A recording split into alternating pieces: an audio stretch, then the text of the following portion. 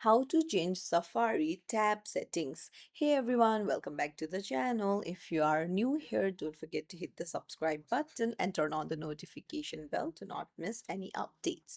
Do you want to customize how tabs work in Safari on your iPhone? Let's dive right in.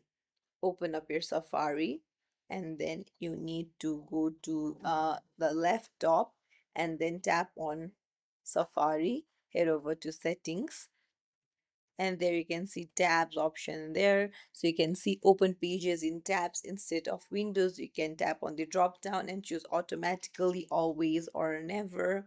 Similarly, you can choose automatically close tabs, like manually after one day, after a week or a month. Similarly, you can choose the tab layout, separate or compact, as you can see.